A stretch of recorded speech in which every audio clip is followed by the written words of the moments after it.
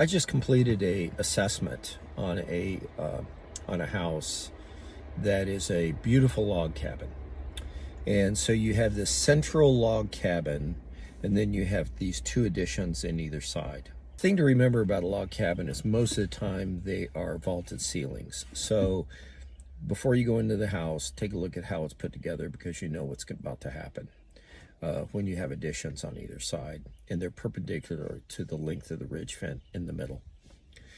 With indoor air quality as being an issue, you have to know a lot about construction science. You really need to spend almost as much time learning how buildings are put together and HVAC systems operate, and how moisture is controlled in a residential home. So just be aware, it's not just indoor air quality. So I go into this log cabin. They have a vaulted ceiling, and what happens is that if you have a spine of a ridge vent here, then your intake is going to be on this side going up.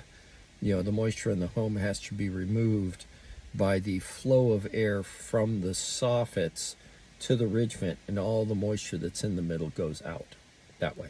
When you have two additions on your wings and the ridge vents there are perpendicular to the center, you know that the intake for the center part of the structure has been sealed off, because there is no intake when you put an addition to it. There's no way to do that I can think of. Harder still is he put a steel roof on. With a shingled roof, at least maybe you can work with some intake issues. You can try to figure out it's easier access for holes and intake, and manipulating the ventilation of the house. But in this case, that's not going to happen. And because you don't have an attic, there are other limitations to it. So you've got this vaulted ceiling, and what they're experiencing is what's called ghosting. And so you go up to the tongue and groove interior surface, and there's water seeping out in the grooves between the wood slats. And they say it's much worse at some times of the year than others, and that's even a better tell, because that's what happens. You get this condensation only in certain times of the year.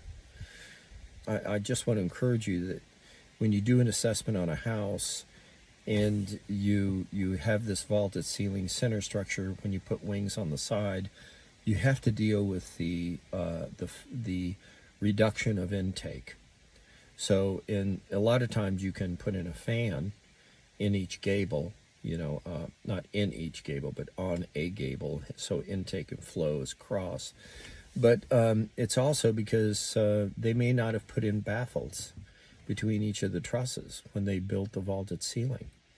And so that's another unknown. You literally would have to take part of the roof off to try to figure out what's going on. There are sections that you have access to, but you kind of grit your teeth when you have to do something like that, because you don't know what's on the other side of the wood that you're cutting out.